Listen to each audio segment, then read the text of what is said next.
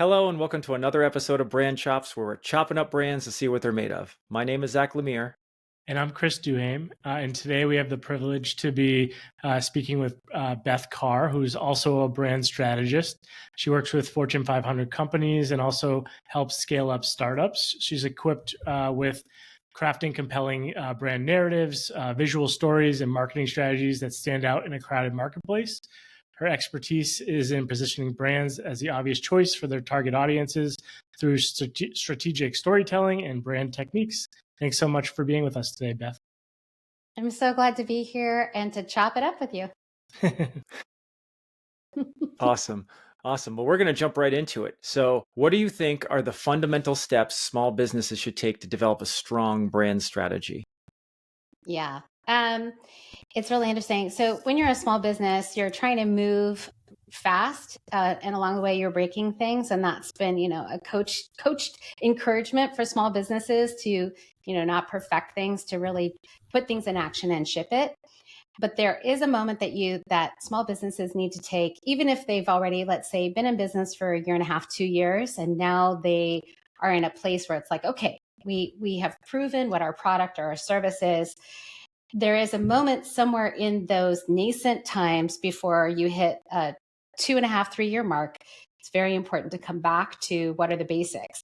And so when you're positioning a brand, you want to start with, of course, who is your ideal audience? What is your biggest buyer if you've already had a track record of being in business? And then really understanding what is your North Star, what I call the North Star, or, brand compass. So you start with things like, we've heard it, Simon Sinek, the why, but it goes deeper than that. It's like, what are your values? What's your mission?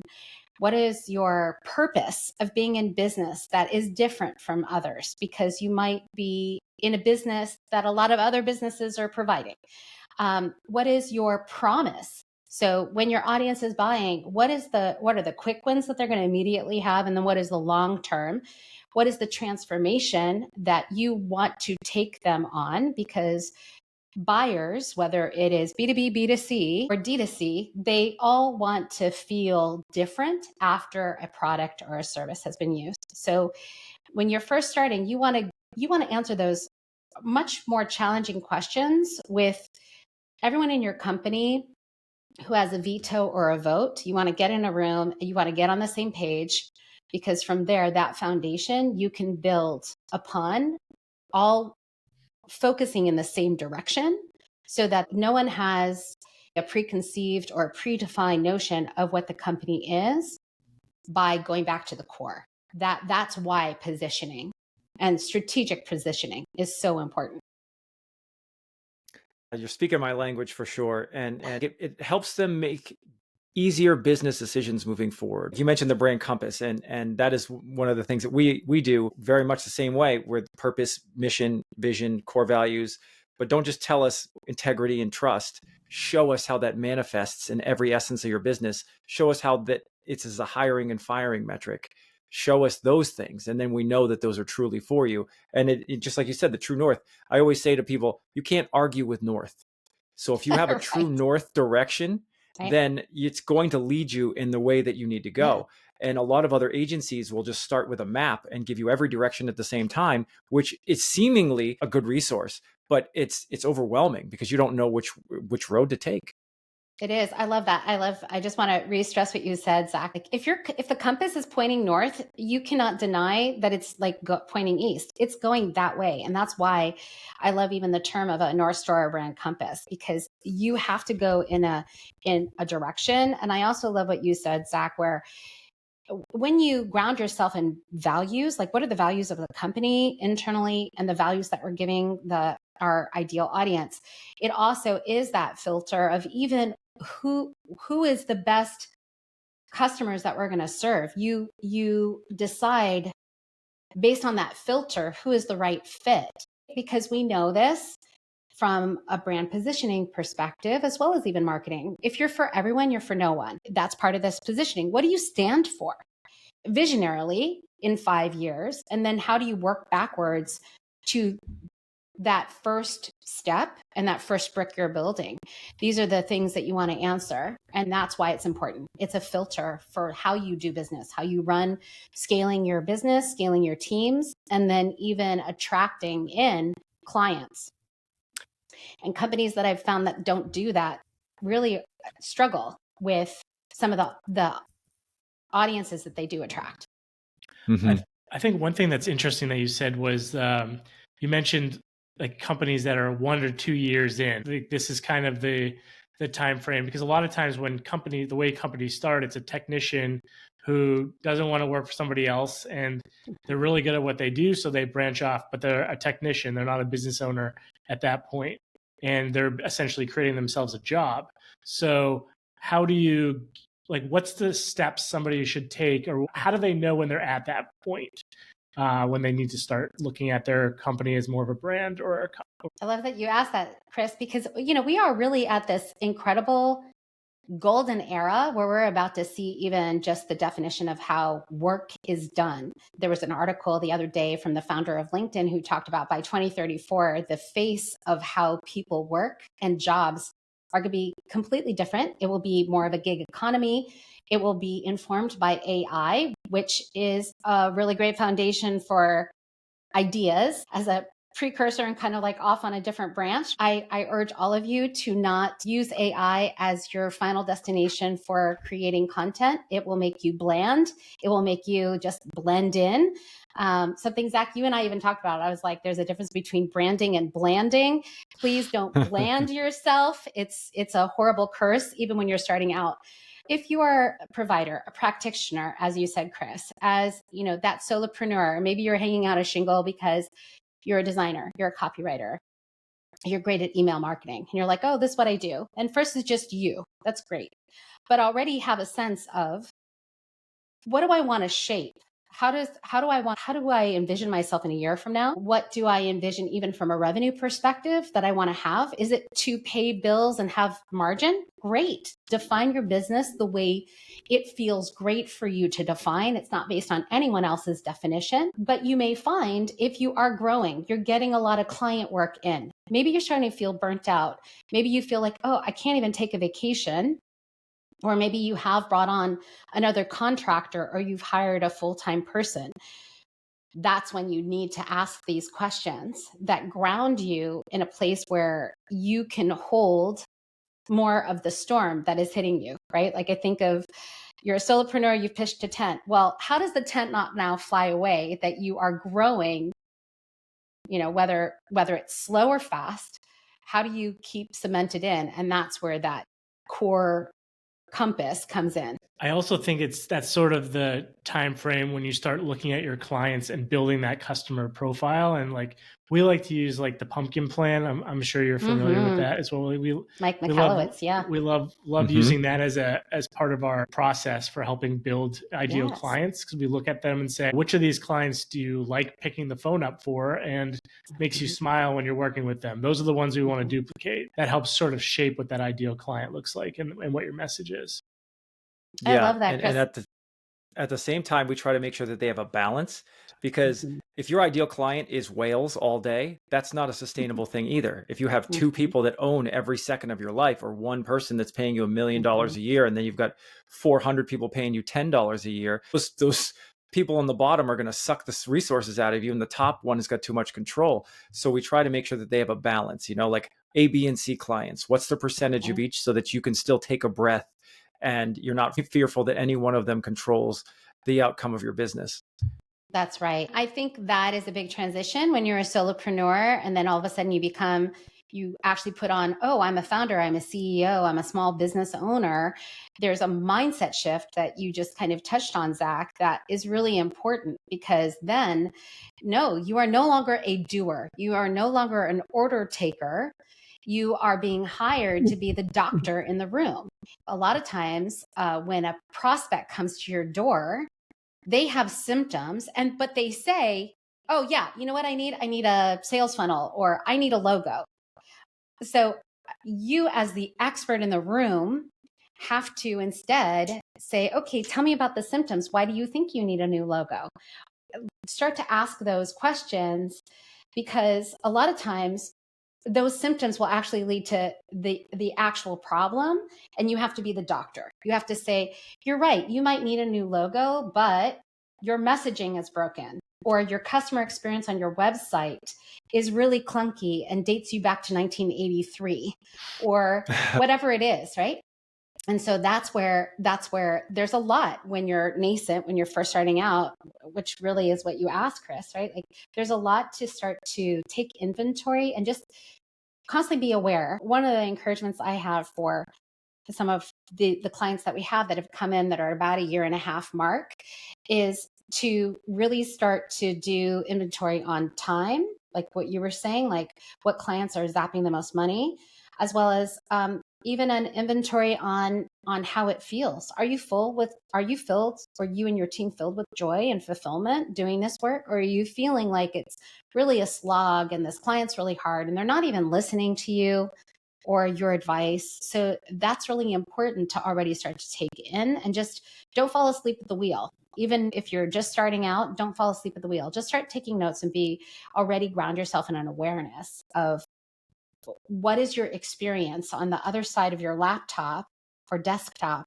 as you're working away to serve and build, because that also will inform you. Those breadcrumbs, that intuition or the thoughts that are happening are also informing you of how you want to shape your business. If you want to stay a solopreneur, if you want to grow into a big agency, if you decide to go sell your services that plug into another agency, all of that informs you. Yeah. And I always tell clients or prospects or just people that I want to help that, that you can be a gig economy freelancer. You can have just a job and be the technician. You can be an enterprise. None of those things are wrong answers. But the most important thing is to be aware and honest with yourself about what it is, because the worst thing you can do is take big business risks on a job, or worse, on a hobby. Because if you can't make X amount of dollars, but after over a certain amount of time, then I think the government considers you a hobby, and then you can't even claim tax benefits anymore, right? Because you haven't been able to produce what they require.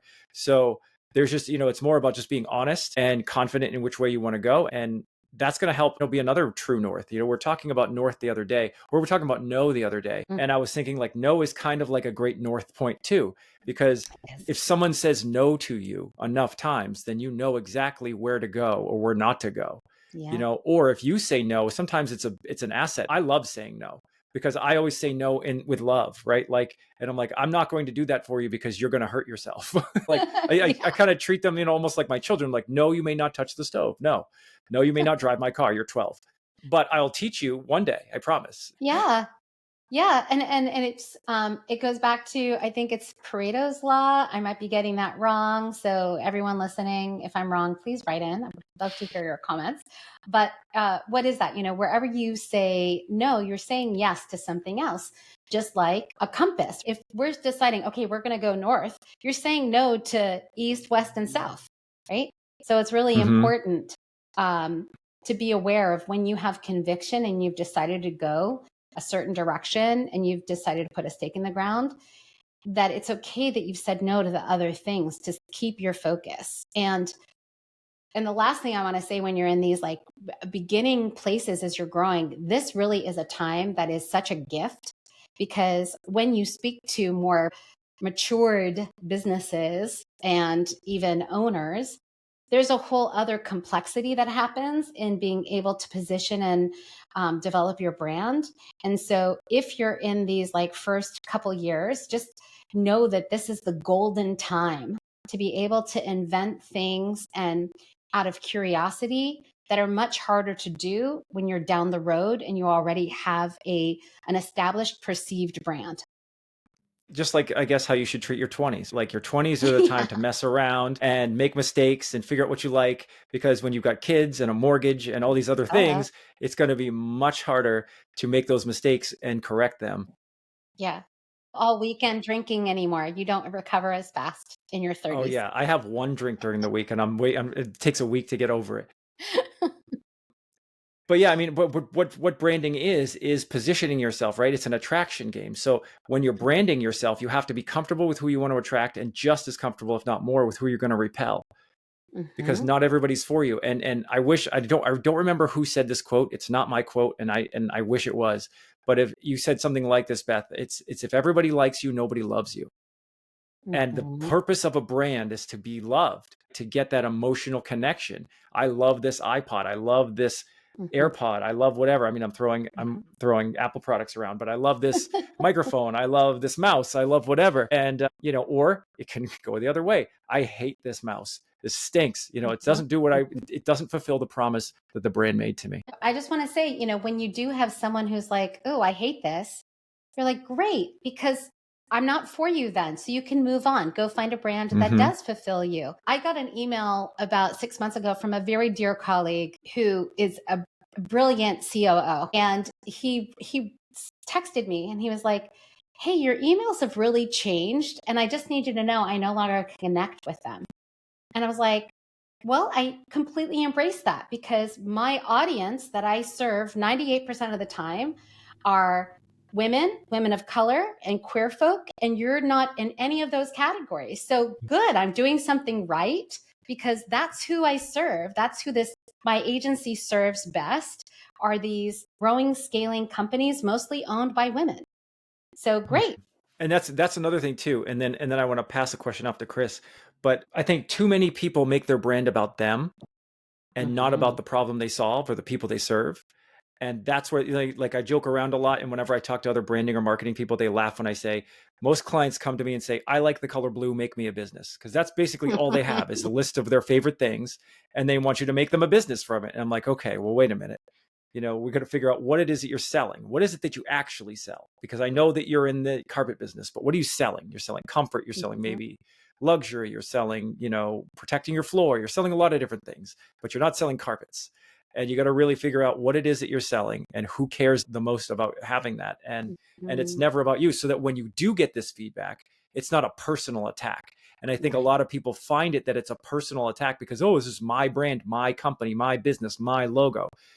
Honestly, it's not. Even if, and I think another thing that people say that is a misnomer is I'm working for myself, or I'm my own boss. And even if you are technically an owner of a business, I feel that it just translates now. Instead of having one boss that might have a little bit of qualification to tell you what to do, you've got 100 clients that don't, who are now in control of what you have to do. So your boss has just changed a little bit, but everyone's got a boss, even at the highest level, shareholders, whatever it is, everybody has a boss somewhere. Zack, I love what you just said. Also, just what I've noticed, there have been clients who have started with us. They know that they need to shake it up and change it. Maybe their marketing is stalling. Maybe sales is not converting. Maybe their website is not doing what it promises to do. They're struggling. Maybe they even have internal food fighting, is what I call it, amongst teams. And because of that, it's just in a disarray, and the culture is really bad, because I also help a lot of companies with their employer branding. And what I find is, if an owner is holding on that strongly, where their ego and their identity is attached to their company, where they're like, yeah, but it is my company and it is my logo. It's like that kind of ownership. That is the poison pill. You will not grow beyond the four walls, even digitally, even though those sound expensive, you're not going to grow. And that comes back to mindset, as well as a service versus selfish. And it's really important to go get the therapy or be in a community that you need. If you are an owner and you are white knuckling your brand, thinking this is mine, all mine, kind of like Lord of the Rings, like mine, Precious. all mine, my ring, you're not going to grow. It is a moral fable. Here's an example of what not to do. So if you're in that position, just take a breath and open up, and then go to strategists and experts like you both, Chris and Zack, or me. There are many other people out there who can really help you loosen your grip and see a wider lens and an opportunity that will reconnect with your customers as well as your culture. Yeah, one thing I think is interesting is I feel like oftentimes as brand strategists or marketing strategists, we have such a big crossover with just business coaches in like a lot of what we sort of tell our clients. Like, it's things that I hear a lot. I have a couple different business coaches, and oftentimes I find that I'm the problem most of the time. Like the owner is usually the issue for the most part. It's kind of like that for us too when we're talking to clients. Maybe in this case it's more brand related, but I think there's some definite crossover between the two of those things for sure. Absolutely. When I am helping companies, we also start with like, what are the words around your mindset? Because I don't know if you both have experienced this, I would love to know, but there is a connection when there is a scarcity mindset, a lack, a strain, a stress, an over domination, a micromanagement. It does reflect in the way business is done and who you are attracting and how you are attracting people into your business. Even if it is a transactional purchase, let's just say you are a CPG company and your customers are purchasing, let's just say, a beauty product. They might not know what's not hitting them right, but over time, that experience, it does ripple through. It's experienced through a tone in an email, the way the packaging is, how people feel when they use your product. And so that sounds woo, but I deeply into my cellular level I believe it and have seen it reflected in brands where the leadership has a much smaller vision for the company than where their company is going. And I think it's okay to be a little woo because brand is very woo. It's about relationships. It's about emotions. It's about connection. And all of that happens in the ether. Yeah, it happens in the ether and it happens over time. So I think it's definitely in the right spot. One thing I want to make sure that we touch upon before we get too far into... Oh, there we go. Oh, can you hear me? Yep, yes. We got you. No, You're sorry. back. I was just going to say one thing I want to get into before we get too far into the podcast is just I noticed that you're a StoryBrand guide, and I just want to have you talk a little bit about that and how you utilize StoryBrand in how you work with clients. Yeah. Yes. So I've been a certified StoryBrand guide since 2019. It was a joy. I got to be hand trained by the Donald Miller and Dr. JJ Peterson in Nashville before COVID, where it did not feel so scary to be in a small room with people. And the reason why I pursued it is I had already been building brands for over 15 years. And I was already focused on what are the stories that are being told verbally and visually in the startups that I was helping refresh or rebuild or build from the ground up, where their focus was, VC investment. And a lot of times being, the creative leader, whether head of brand or VP of marketing, I was asked to create scripts that would be public facing, whether it was copy on a website or a keynote speech for the CEO, or if the CTO was going to go be in front of investors doing a pitch deck. And so I wanted to enhance my way of telling stories.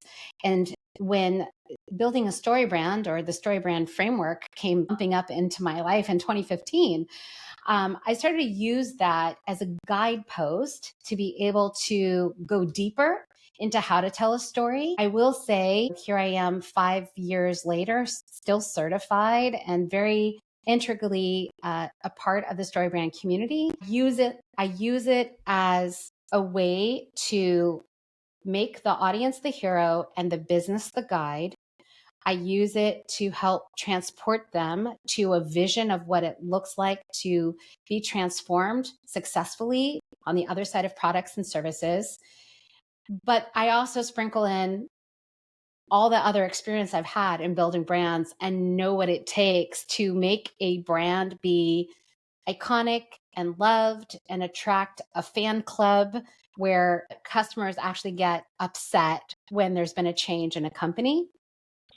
So I use StoryBrand as a major ingredient, maybe like the broth of the soup, but there's a lot of other ingredients in that soup to be able to build a brand. And one thing that I like about StoryBrand specifically is that for the people who are not brand strategists, the people who are not marketing people, the people who are not storytellers, it makes it super easy for them to understand the concepts and the importance of how this works. And that's why we use it too as a framework. What we say is like, we're just trying to get the seeds, right? So that we can plant them and grow something better.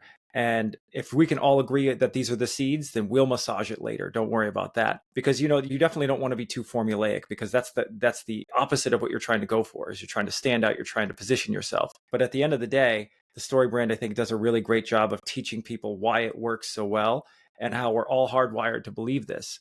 I tell people that you'll pee your pants for story. And right there, I'm creating a story gap, which is part of the technique. Because what do you mean It you'll all pee your pants for story? Zach. It all depends. I hear you. It's like, will these diapers work? It depends. I don't know if that's what their intention were. And as far as what you'll pee, like you go to a movie theater and you'll watch a movie, and this happened to me just recently, like 6 months ago or something like that. I went to go see Batman. We all know Batman's not going to die.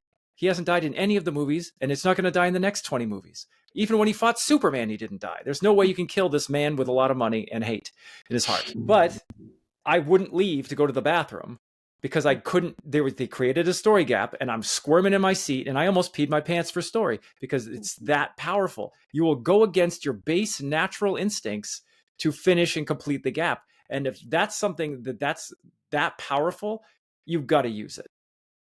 Well, because story is the vehicle, centuries, ancient tool that pulls together community, that teaches, that hands down a legacy, that pulls people in, that makes people listen, that makes people learn. And it hooks into that primordial wiring of our brain, that brain armor that we have. Will these stories help me thrive and survive? And through story, if told well, you are not forcing whoever is receiving this story to burn a whole lot of calories. They're able to just listen and know how it applies. When a story is told unwell, when it's clunky, and we've all been using movies, Zach, like we've been to movies where there is no through line. The hero, all of a sudden they have like 12,000 problems instead of just the one. There are too many heroes in the movie. Like, who is the guide? You kind of lose the thread, and you're like, no, I'm going to give it 3, or, Rotten Tomatoes has a really bad score, or whatever it is. When it is not told well, you lose people very quickly, versus when it's told well, like you said, you will squirm in your seat and overcome whatever your next desire is to know what happens and to know how it's going to improve your life as well as the hero you're rooting for. And from a business owner's perspective, we only hope that you're relentlessly rooting for who you serve and your audience.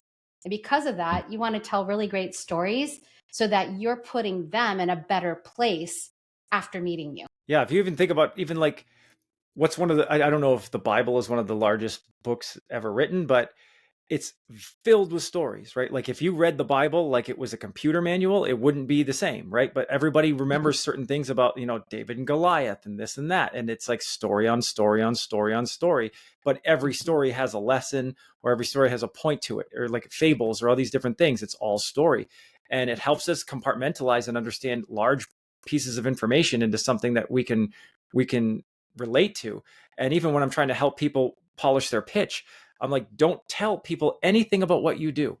Tell them a story about what you've done for someone else. Tell us a story. Start with, don't even tell us, I'm going to tell you a story. You're just wasted calories and points. Like our brains, our subconscious is pretty smart, and they're always looking for the easiest way to get things done. So if you're making us spend too many mental calories, we're going to tune you out, even if it's not even a choice. It's not even a choice. This has been such a great conversation. I got one last question for you. What are some effective ways that small businesses can differentiate their brand in a competitive market? Well, this is where I'm kind of now being a little antithetical to what we were just talking about. But when working with the owner, the leader, the CEO, we do start with, what is your personal story? Let me hear the word bank, the innate words and the story that you use to describe your business, to describe your experience. If you're a founder, why did you create this business? It's really important to dive in there. You stand out by first being able to tap into that inner monologue of your business. Why did you establish your company? If you're a CEO of already a mid-market company, you may not have been the founder. but it's really important. What are the stories of the company? And then what is the voice of your company? If your brand were a person, how would it dress? How would it sound? What would it say? What were its words? And then how would it make people feel? There's a customer experience piece of that. When you dive into that, it already differentiates you. And it also goes back to what I was saying. If you use AI to spark ideas, great, do it. AI really is an incredible tool to have. However, warning, big red flag. Do not put in a script or a command or an ask of AI to write the copy for your website or the next series of emails without human intervention, because otherwise you are going to actually sink back into the sea of sameness and not be able to stand out. Let's just say you're a cybersecurity company. If you are on the corner with 12 other cybersecurity companies hawking their wares, unless you're coming from a place of your organic, authentic voice where you have found your own words, you're going to sound like everybody else. And also when you position, again, so many cybersecurity companies, for example, they'll talk about how great they are. They'll talk about like, we are the hero. We've saved XYZ. Great. How does that apply to me and make me feel like you're going to help me thrive? So when you turn the words and you mirror them back, that's when people will lean in, because maybe those words instead, a headline is like, no more IT drama. You're now talking to me. Maybe that's like one of my deepest desires. I don't want to have drama in being able to secure my company. So maybe you're talking to me. That copy pulls me in versus we've staved off 200,000 attacks in 1 minute. Okay, great. Woo. And I think that, in order to really stand out, you have to be willing to take a risk of some kind. Taking a position means that you're going to also be taking a position simultaneously against something else. Like we said earlier, who are you attracting? And then you've got to be okay with repelling those people as well. You've got to be able to take risks. And one of the biggest brands that I can think of right now is Liquid Death, that took a great risk. Mm-hmm. I mean, talk about a saturated market, pun intended, it's the water market. And so how do you jump in? Well, first, Liquid Death, Murder Your Thirst is just brilliant. Murder Your Thirst. They put it in a can, not a bottle. They charge $4 or $5 for, it's not even caffeinated. It's just water with flavor in it. It's not special. It's just, and they knew they couldn't own the water market, but they can own the brand. And the brand is what made them stand out, and they're making tons of money. But they're also willing to take the risk and be irreverent and have different tone of voice and stay with it. And they have really clever names for all their, what was it, like something of melon felon or so, I don't know. They have a whole bunch of great names for all their flavors. It stays within the family for sure. Yeah. Yeah. And it's so good. And it's like, but they were willing to take the risk. And I was listening to the CEO, and the CEO said, yeah, we can't own an ingredient that someone else can't copy. We can't change this. We can't do that. So how are we going to stand out? Well, we're going to lean 100% into brand, because the product is a commodity. You can buy water anywhere. You can get it for free. Water. The fact that we can sell water is kind of funny. Yeah. We have a client that, when she came to us, she was another data analytics, a data analysis expert. She had a long history working in places like IBM, and her focus, her niche is being able to take all the different inputs and data for educational institutions and school districts, and be able to help them create a strategy based on their data and where they're going to go in the next 5 years. And when she approached me, her website was gray and blue and white, just like IBM. And her messaging, her brand identity, it was again, like 3 stars. You're like, okay, you know what? It's decent. You have a digital footprint. What do you think you need? And she's like, I don't know how to stand out. I'm not getting the business I need. A lot of these districts will actually go knock on a door like IBM's, where those tickets are at, the price for that is astronomical. I deliver a bang for their buck. And so in doing a lot of interviews and doing a lot of research for her industry, a SWOT analysis, doing ways of really seeing the 360 view, we were able to tap into also, since she was the founder, like what moved her? What was the problems? How did she approach solving problems in the world?